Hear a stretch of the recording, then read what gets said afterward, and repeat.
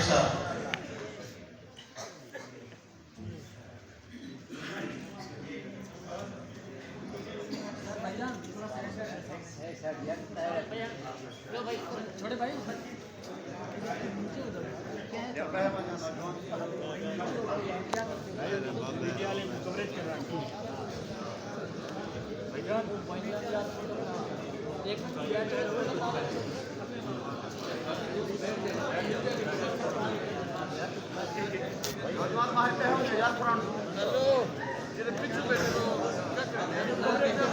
نگاہ بلند سخن دل نواز جاں پرسوز. نگاہ بلند سخن دل نواز جاں پرسوز. یہی ہے رخت سفر میر کارواں کے لیے. ہو حلقہ یاراں تو پریشن کی طرح نرم. رفت حق و باطل ہو تو فولاد ہے مومن. آپ سے مخاطب ہوئے محترم جناب سراج الحق صاحب امیر جماعت اسلامی پاکستان.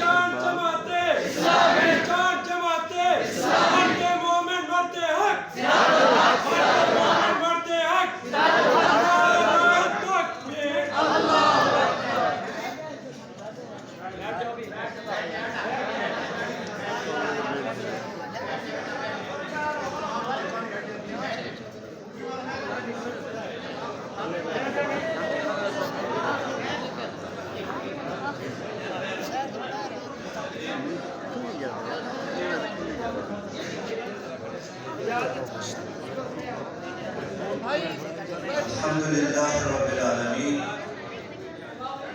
والعاقبۃ للمتقین والصلاة والسلام علی رسولہ محمد وآلہ واصحابہ اجمعین. اما بعد فاعوذ باللہ من الشیطان الرجیم. بسم اللہ الرحمن الرحیم. اجعلتم سقایۃ الحاج وعمارۃ المسجد الحرام کمن آمن باللہ والیوم الآخر وجاہد فی سبیل اللہ لا یستوون عند اللہ واللہ لا یہدی القوم الظالمین. الذین آمنوا وہاجروا وجاہدوا فی سبیل اللہ باموالہم وانفسہم اعظم درجۃ عند اللہ اولئک هم الفائزون صدق اللہ العظیم.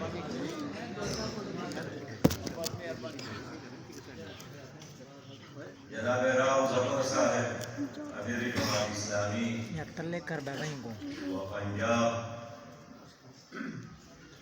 جناب ڈاکٹر انوار الحق صاحب امیر جماعت اسلامی رحیم یار خان. محترم حافظ صاحب جناب پروفیسر طیب صاحب. دیگر قائدین علاقہ اور میرے انتہائی قابل احترام بہت ہی پیارے بزرگوں، بھائیوں، دوستوں، ساتھیوں، نوجوانوں، بچوں، السلام علیکم ورحمۃ اللہ وبرکاتہ. اس عظیم شان مسجد کے تعمیر پر میں اس بستی کے تمام بھائیوں کو، بہنوں کو، بزرگوں کو اور بچوں کو مبارکباد پیش کرتا ہوں. اور خاص کر رفیق فاؤنڈیشن جنہوں نے پورے ملک میں ہزاروں کی تعداد میں مساجد بنائی ہیں اور انہوں نے اس مسجد کی تعمیر میں بھی سرپرستی کی ہے. میری دعا ہے کہ اللہ تعالیٰ حافظ صاحب کو اور ان کے تمام رفقاء کو، منتظمین کو اور قیادت کو اور بھی توفیق عطا فرمائے. اور یہ مسجد تمہارے لیے قیامت میں جہنم سے نجات کا ذریعہ بنے گی، اور یہ مسجد اللہ کا گھر ہے۔ جس نے اس گھر میں ایک اینٹ اور ایک پتھر بھی لگایا ہے، اللہ تعالیٰ اس کے لیے جنت میں گھر بنائے گا۔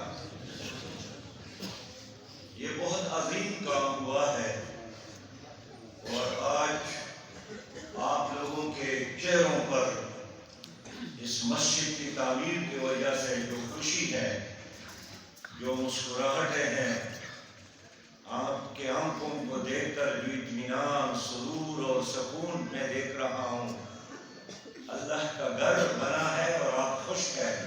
انشاءاللہ تعالیٰ اللہ تعالیٰ آپ لوگوں کو ہمیشہ خوش رکھے گا۔ نبی رحمت صلی اللہ علیہ وسلم نے مکہ مکرمہ سے جب ہجرت کی تو مدینہ طیبہ میں پہلا کام یہی کیا تھا کہ اس نے مسجد بنائی، اور مسجد کی تعمیر میں اس نے اپنے ہاتھوں سے پتھر توڑ کر کام کیا۔ صحابہ کرام بھی محنت کرتے تھے، اور مسجد نبوی کی بنیاد رکھی، پھر تعمیر ہوئی، پھر مکمل ہوئی۔ اور آج جو ساری دنیا میں یہ نور موجود ہے، اسلام کی صورت میں، توحید کی صورت میں، رسالت کی صورت میں، خانہ خدا کے بعد اس نور کا مرکز مسجد نبوی ہے۔ اور آج اگر اتنی دور دراز علاقے میں آپ لوگ اللہ کو ایک ماننے والے ہیں، نبی رحمت صلی اللہ علیہ وسلم سے محبت کرنے والے ہیں، تو یہ اس مسجد نبوی کی برکت ہے۔ ابراہیم علیہ السلام نے بھی اللہ کا گھر بنایا، اور پھر دعا بھی کی کہ اللہ میری اس کوشش کو قبول فرما۔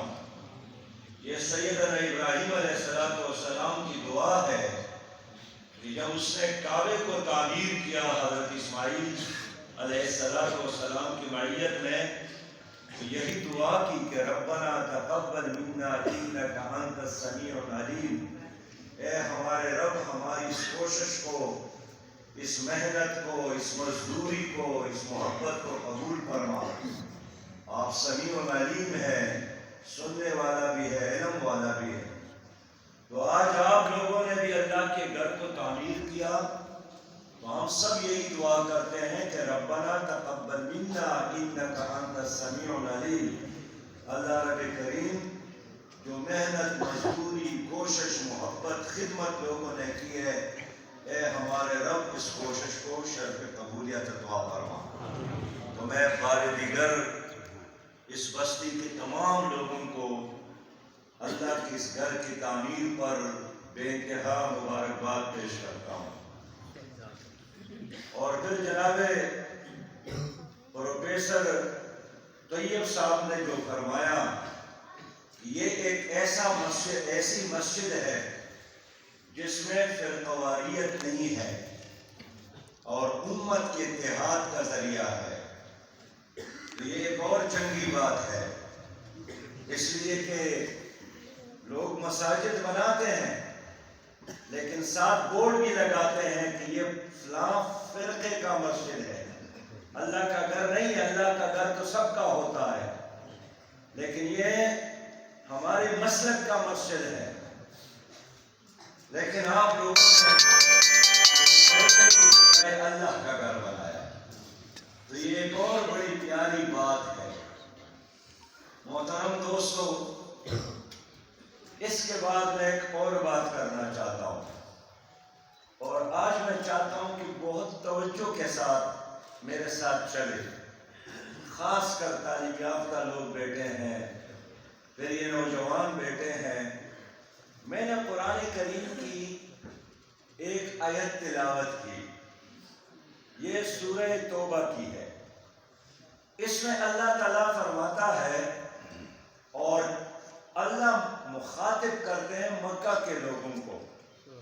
اس لیے کہ مکہ کے لوگوں نے چونکہ تعمیر کعبہ میں حصہ لیا تھا اور کعبے کی خدمت کرتے تھے، ان کے ساتھ عقیدت رکھتے تھے، ان پر ان کا ایمان بھی تھا، اتنا ایمان تھا کعبے پر کہ جب ابرہہ دور سے آئے اور انہوں نے کعبے کو مٹانے کا فیصلہ کیا اور اپنے ساتھ ہاتھیاں بھی لائے تھے، بڑے بڑے ہاتھی پر سوار بڑی لشکر کے ساتھ آئے تھے، اور مکہ مکرمہ سے باہر انہوں نے پڑاؤ ڈالا تھا کہ اتنے میں قریش کا سردار عبد المطلب ان سے ملنے گئے، اور ابرہہ اپنے گھر سے نکل کر مہمانوں کے خیمے میں ان کا استقبال کیا اور قریش کے سردار سے پوچھا کہ آپ کا مطالبہ کیا ہے؟ انہوں نے کہا کہ میرا مطالبہ یہی ہے کہ آپ کی فوج نے میرے 200 اونٹ پکڑے ہیں، میرے اونٹ میرے حوالے کر لے۔ ابرہہ نے کہا کہ آپ تو بڑے بھی وقوف لگتے ہیں، میرا تو خیال تھا کہ آپ مجھ سے مطالبہ کریں گے، منت کریں گے کہ کعبے کو نہ مٹانا، اس لیے کہ میں آپ کے کعبے کو مٹانے کے لیے آیا ہوں، آپ کعبے کی بات ہی نہیں کرتے ہیں اور اونٹوں کا مطالبہ کرتے ہیں، آپ تو بڑے بھی وقوف لگتے ہیں۔ تو عبد المطلب نے کہا کہ یہ اونٹ میرے ہیں اور جس گھر کو آپ مٹانے کے لیے آئے ہیں وہ اللہ کا گھر ہے، وہ اللہ جانے اور آپ جانے، میرے اونٹ میرے حوالے کر رہے۔ اور پھر واپس آ کر اس نے مکہ مکرمہ میں اپنے لوگوں کو جمع کیا اور سب لوگوں کو حکم دیا کہ مکہ کو چھوڑ لو، اس لیے کہ ابرہہ یہاں آنے والا ہے، اس گھر کو مٹانے کا اس نے ارادہ کیا ہے۔ تو اب اللہ اور ان کی لڑائی ہوگی، تو آپ ذرا باہر نکلے اور اپنے بال بچ کو اٹھا کر وہ پہاڑوں پر چلے گئے اور کعبے کا طواف کیا، غلاف کعبہ کو پکڑا اور اللہ سے بات کی کہ میرے رب، میں تو باہر جا رہا ہوں، آپ کے گھر مٹانے کے لیے وہ ابرہہ آیا ہے، اپنے گھر کی حفاظت خود کرنا، اور باہر چلے گئے۔ پھر کیا ہوا؟ قرآن میں موجود ہے سورہ فیل میں، أَلَمْ تَرَ كَيْفَ فَعَلَ رَبُّكَ بِأَصْحَابِ الْفِيلِ، آپ نے دیکھا کہ اللہ تعالیٰ نے ہاتھی والوں کے ساتھ کیا کیا، ان پر ابابیل بھیجے اور ان کا وہ حشر کر دیا جس طرح آپ کے استبل میں، آپ کے گھر میں ایک جانور چارہ کھاتا ہے اور کھانے کے بعد وہ باقی چارے پر لیٹتا ہے اور پاؤں کے نیچے رکھ کر خوب رگڑتا ہے اور وہ تنکا بن جاتا ہے، اسی طرح ان کا حشر ہو گیا۔ تو یہ ایک عقیدہ تھا مکہ مکرمہ پر، یہاں تک کہ خانہ کعبہ میں کچھ حصہ خالی ہے جس پر چک نہیں ہے، لیکن وہ کعبے کا حصہ ہے۔ تو جب مشرکین نے اس گھر کو تعمیر کیا تو پیسہ کم پڑ گیا، تو فیصلہ یہی ہوا کہ حرام کا پیسہ، ناجائز پیسہ اس میں نہیں لگانا، بس جو حرام کی دولت ہے اس سے کعبہ تعمیر کرنا ہے جتنا بن سکتا ہے، لیکن حرام کا پیسہ اللہ کے گھر میں نہیں لگانا، اتنا ان کا عقیدہ تھا اس گھر پر۔ تو جب حضور صلی اللہ علیہ وسلم نے لوگوں کو اسلام کی طرف بلایا، توحید کی طرف بلایا، تو مکہ کے لوگوں نے ان سے یہی بات کی کہ بھئی نیک تو ہم ہیں، آپ دیکھتے نہیں ہیں کہ اللہ کے گھر کے تعمیر میں ہم حصہ دیتے ہیں، اور جو لوگ گھر کے تعمیر میں حصہ لے بہت بڑا کام ہے۔ پھر یہ ہے کہ اس گھر کے طواف کے لیے، عمرے کے لیے، حج کے لیے جو لوگ آتے ہیں ہم ان کو پانی پلاتے ہیں۔ عربوں میں کھانا اتنا بڑا کام نہیں تھا، پانی نہیں تھا، تو سب سے زیادہ بڑی خدمت کسی کا اگر آپ کرتے تو ان کو پانی پیش کرتے، تو مکہ کے لوگوں نے بھی حضور سے یہی فرمایا صحابہ کرام کے ساتھ کہ بھئی ہم ان کو پانی پلاتے ہیں، کھانے کھلاتے ہیں، کعبے کی تعمیر میں حصہ لیتے ہیں، تو نیک تو ہم لوگ ہیں، آپ کیا نیک ہیں؟ آپ ہمیں کیا نیکی کا درس دیتے ہیں؟ اللہ رب کریم نے قرآن میں یہ وحی نازل کی اور کفار مشرک کفار مکہ سے بات کی کہ اجعلتم سقایۃ الحاج وعمارت المسجد الحرام کمن آمن باللہ والیوم الآخر، کیا آپ لوگ حاجیوں کو پانی پلانا اور کعبے کی تعمیر میں حصہ لینا اس کے برابر سمجھتے ہیں، اس آدمی کے کام کے برابر سمجھتے ہیں جنہوں نے اللہ پر ایمان لایا ہے، قیامت پر ایمان لایا ہے اور اللہ کے راستے میں جہاد اور جدوجہد کرتا ہے؟ لا یستوون عند اللہ، تمہارا یہ کام ان لوگوں کے کام کے برابر نہیں ہے۔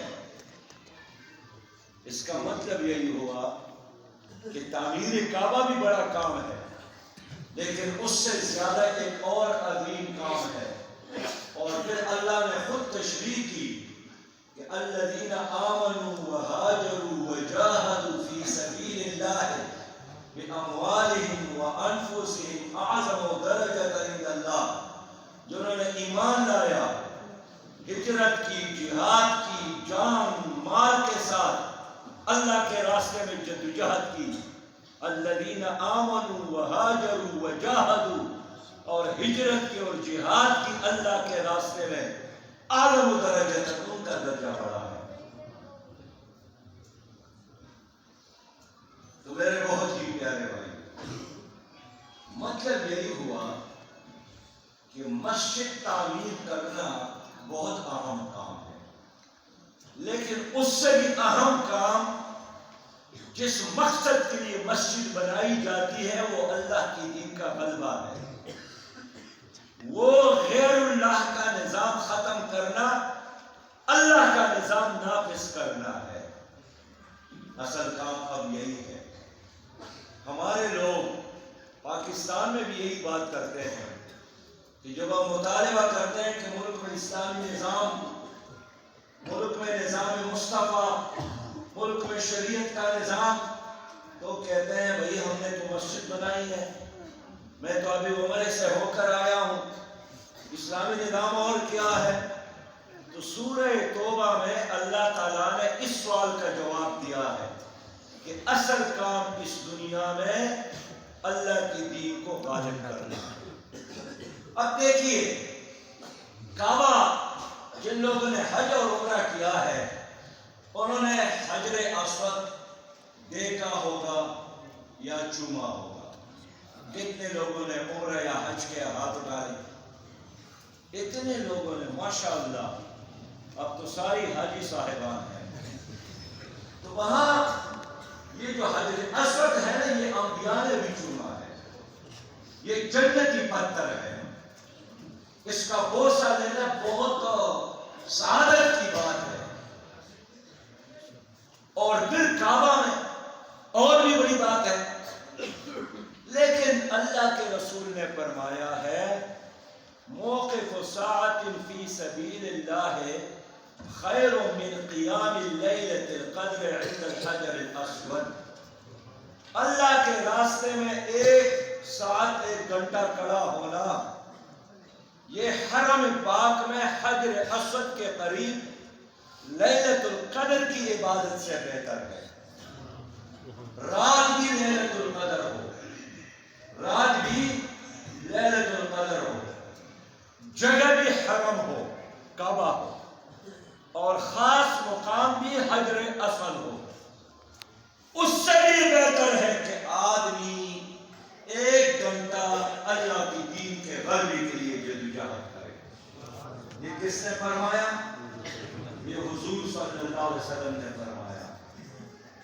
ابو ستار صاحب کون ہے؟ ابو ستار، یہ کس نے فرمایا؟ حضور صلی اللہ علیہ وسلم نے فرمایا۔ بیٹے، یہ حضور نے فرمایا۔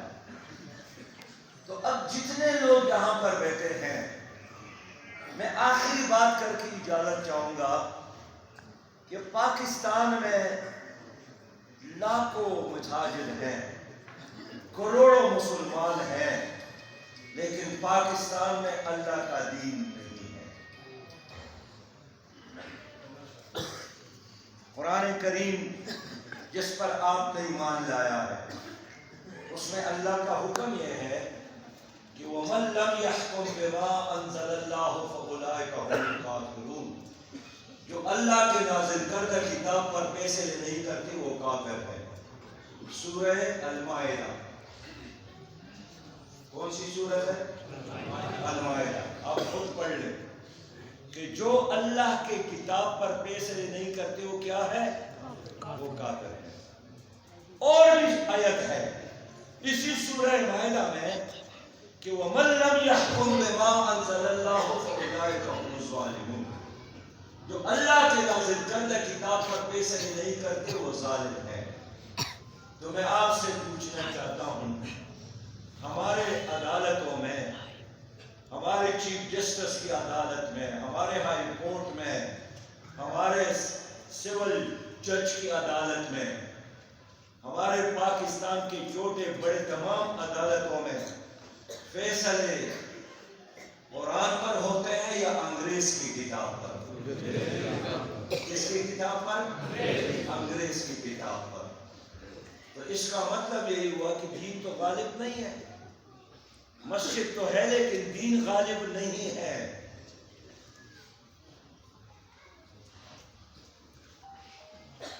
اللہ رب کریم قیامت میں یہی پوچھے گا کہ میرے بندے آپ نے کس نظام کے مطابق زندگی گزاری ہے؟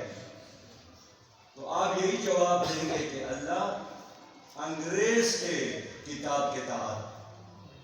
تو جب آپ یہ کہیں گے وہاں تو آپ جھوٹ نہیں بول سکتے ہیں، آپ نے جھوٹ بولا تو یہ تمہاری انگلی آباد کرے گی۔ اليوم نختم على افواہہم وتکلمنا ایدیہم، اللہ فرماتا ہے کہ ان کی زبان کی بجائے ان کے ہاتھ بولیں گے۔ تو اگر آپ وہاں یہ اعتراف کریں کہ انگریز کی کتاب کے تحت ہم نے زندگی گزاری ہے، تو پھر آپ کا انجام بھی انگریز کے ساتھ ہوگا۔ نہیں سمجھے؟ جماعت اسلامی کیا چاہتی ہے؟ جماعت اسلامی یہی چاہتی ہے کہ مساجد بھی بناؤ، لیکن اسلامی نظام کے لیے عدالتوں میں قرآن کے نظام کے لیے جہاد اور جدوجہد کرو۔ ہم یہ چاہتے ہیں جب تک آپ کی چیف جسٹس کے ہاتھ میں آپ قرآن نہ دیکھیں اور اس پر فیصلے، تو آپ یوں سمجھے کہ پاکستان کا جغرافیہ تو آزاد ہوا ہے لیکن پاکستان کا نظام آزاد نہیں ہے، انگریز کا نظام ہے۔ قرآن کا حکم ہے کہ سود نہ کرو، وَأَحَلَّ اللَّهُ الْبَيْعَ وَحَرَّمَ الرِّبَا، سود حرام ہے، اللہ کے ساتھ جنگ ہے۔ نبی مہربان نے فرمایا اس طرح گناہ ہے سود جس طرح آدمی اپنی ماں کے ساتھ بدکاری کر لے، اپنی ماں کے ساتھ بدکاری کر لے۔ لیکن ہمارے ملک میں سودی نظام رائج ہے۔ آپ کے رحیم یار خان میں جتنے بینک موجود ہیں یہ سارے سود کے نظام کے دفاتر ہیں، پوری قوم سود میں مبتلا ہے۔ آپ کا سالانہ جو ٹیکس آپ دیتے ہیں، جو حکومت آپ سے ٹیکس لیتی ہے، اس میں 33,000 ارب روپیہ حکومت سود میں ادا کرتی ہے، سود پر قرضے لیتی ہے، اس سے اپنی تنخواہیں اور عیش اور عشرت، جہاز اور گاڑیاں اور بنگلوں کا نظام چلاتی ہے، اور اس قرضوں پر سود آپ دیتے ہیں۔ تو جماعت اسلامی چاہتی ہے کہ اگر اللہ تعالیٰ نے ہمیں حکومت دی، اختیار دیا، عوام نے ساتھ دیا، تو ہم پاکستان میں سودی نظام ختم کریں گے، اور سودی نظام کی بجائے ہم زکوٰۃ اور عشر کا نظام نافذ کریں گے، اس لیے کہ زکوٰۃ کا نظام اللہ کا نظام ہے۔ حضرت ابوبکر رضی اللہ تعالیٰ عنہ نے جو لوگ نماز نہیں پڑھتے تھے ان کے خلاف جہاد اور قتال نہیں کیا، لیکن جن لوگوں نے زکوٰۃ سے انکار کیا ان کے خلاف اس نے تلوار اٹھا لی اور فیصلہ کیا کہ اگر حضور علیہ السلام کے زمانے میں آپ گائے اور رسی دیتے تھے اور آپ گائے دینے کے لیے تیار ہے اور رسی سے انکاری ہے تو بھی میں آپ کے خلاف جنگ کروں گا۔ تو میں اس لیے آپ سے اپیل کرتا ہوں کہ سودی نظام کے خاتمے کے لیے جماعت اسلامی کا ساتھ دے۔ نعرہ تکبیر، لبیک لبیک، لبیک لبیک، انقلاب انقلاب، اسلامی انقلاب، انقلاب، اسلامی انقلاب، کا مطلب کیا؟ لا الہ الا اللہ، کا مطلب کیا؟ لا الہ الا اللہ۔ اب تیسری بات یہی ہے کہ بچہ پوچھ سکتا ہے مجھ سے کہ یہ نظام کس نے مسلط کیا ہے؟ یہ سود کا نظام، یہ ظلم کا نظام، عدالتوں میں انگریز کا نظام، یہ تو 75 سال ہو گئے، یہ نظام کیوں مسلط ہے؟ تو اس ظالمانہ نظام کو، سود کا نظام بھی، غیر اللہ اور باطل کا نظام اس ملک میں، کرپشن اور چوری کا نظام اس ملک میں ان لوگوں نے مسلط کی ہے جن لوگوں نے اس ملک میں حکومت کی ہے۔ حکومت کس نے کی ہے؟ 35 سال اس ملک پر حکومت کی ہے جرنیلوں نے، ایوب خان سے لے کر پرویز مشرف تک، یہ سب ظالم تھے اس لیے کہ انہوں نے اللہ کی دین کو معطل کیا تھا۔ یہ سب جابر ہیں اس لیے کہ انہوں نے اپنی حکومت مسلط کی، لیکن اللہ کی حکومت کو یہاں قائم نہیں ہونے دی۔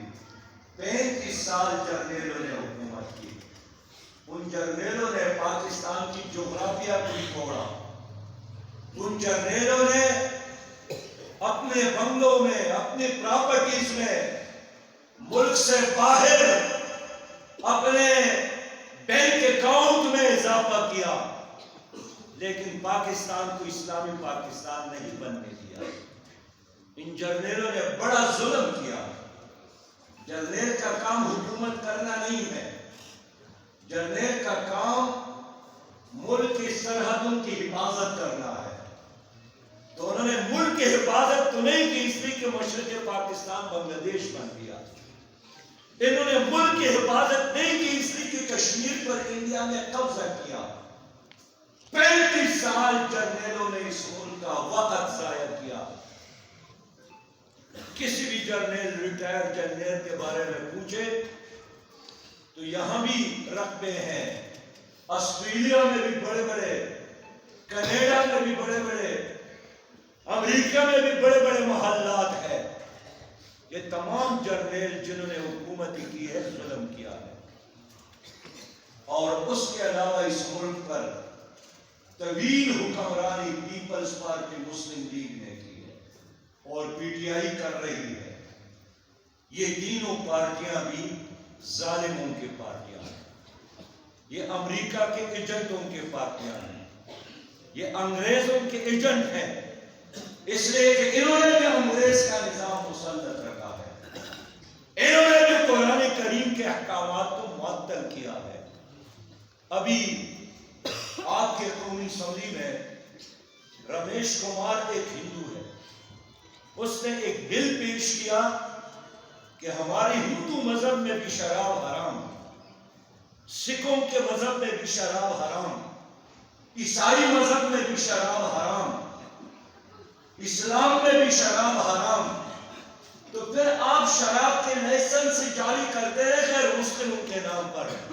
میرا یہ مطالبہ ہے کہ شراب پر پابندی لگایا جائے، تو رمیش کمار نے قومی اسمبلی میں بل پیش کیا۔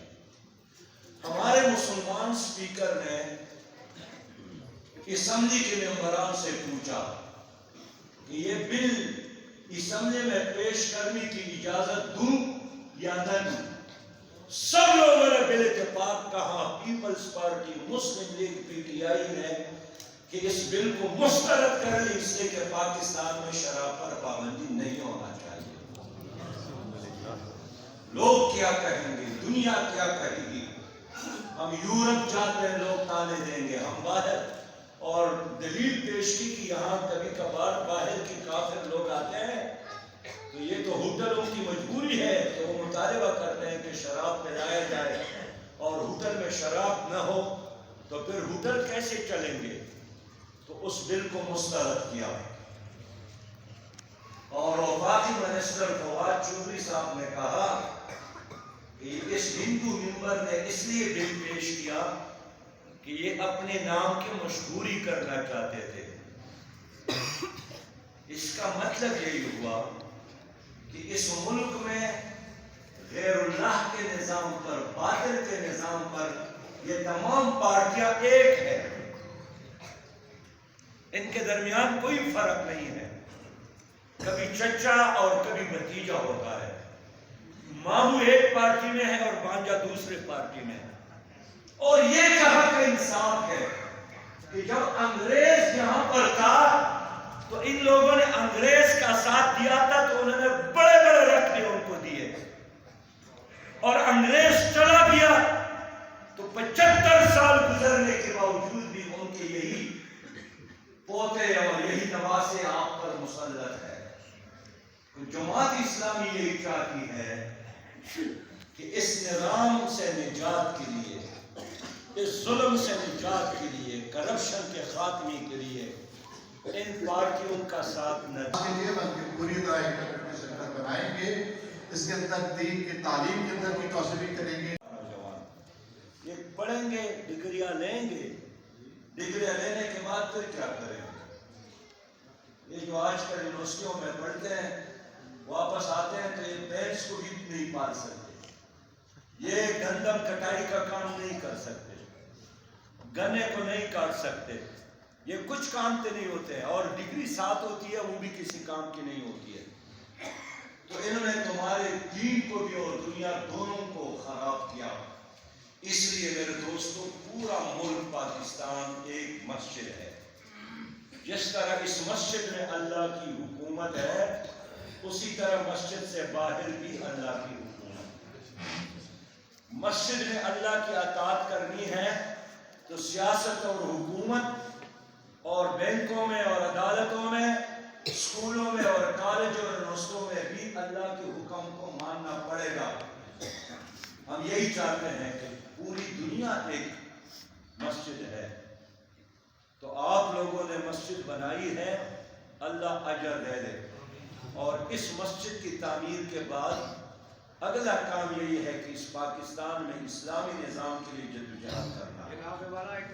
اور اسلامی نظام کے لیے، اسلامی نظام کے لیے، اسلامی نظام کے لیے سب سے پہلا کام اپنی ذات سے آغاز کرنا ہے. کس سے آغاز کرنا ہے؟ ذات سے آغاز کرنا ہے. ذات سے آغاز کرنے کے لیے ضروری ہے کہ 5 وقت نماز باجماعت پڑھنا شروع کریں. ایسا نہ ہو کہ مسجد تمہارے خلاف قیامت میں گواہی دے دے. اقبال نے فرمایا تھا، اقبال کے زمانے میں لاہور میں ایک مسجد لوگوں نے بنائی اور ایک رات میں بنائی. اس میں یہی ہے کہ مسجد تو بنا دی شب بھر میں ایمان کے حرارت والوں نے. من اپنا قرآن پاپی ہے، برسوں میں نمازی بن نہ سکا. تو اس مسجد کے لوگوں سے درخواست یہی ہے کہ اب اس کو سجدوں سے آباد کریں، اب اس کو قرآن کریم کی تلاوت سے آباد کریں. مسجد کو آباد کریں گے، اللہ تعالیٰ تمہارے گھروں کو آباد کرے. مسجد کو آباد رکھے، اللہ تمہاری رزق میں برکت ڈالے گا. مسجد کو آباد کرے، اللہ تمہاری اولاد کو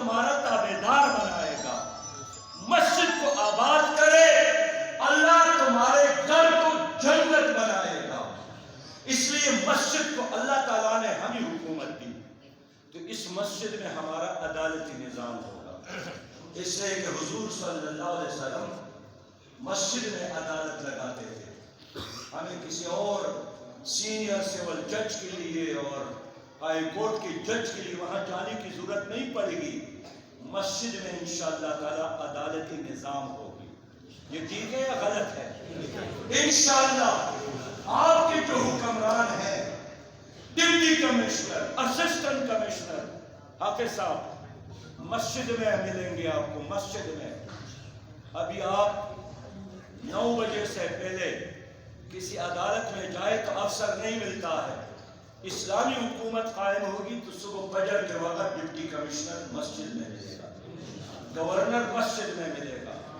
میں خود سینئر منسٹر تھا خیبر پختونخوا میں، فائنانس منسٹر تھا، الحمدللہ میرے صوبائی سیکریٹریٹ میں چھوٹی سی مسجد تھی اور صرف یہ چوکیدار وغیرہ نماز پڑھتے تھے۔ میں نے سینئر منسٹر کی حیثیت سے خود خطبہ دینا شروع کیا، نماز پڑھانا شروع کیا۔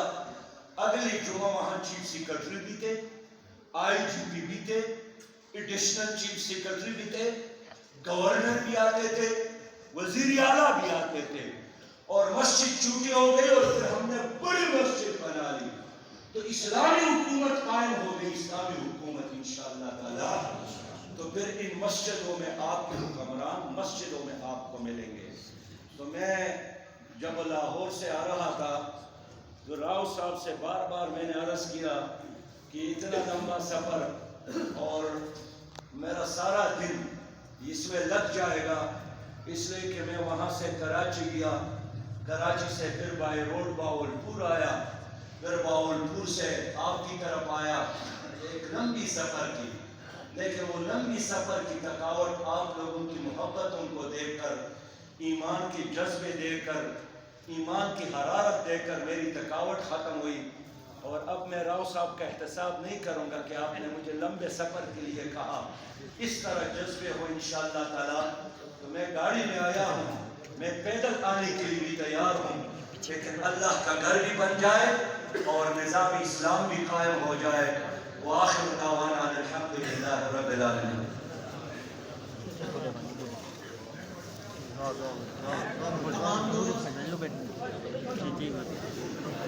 تمام دوست اپنی اپنی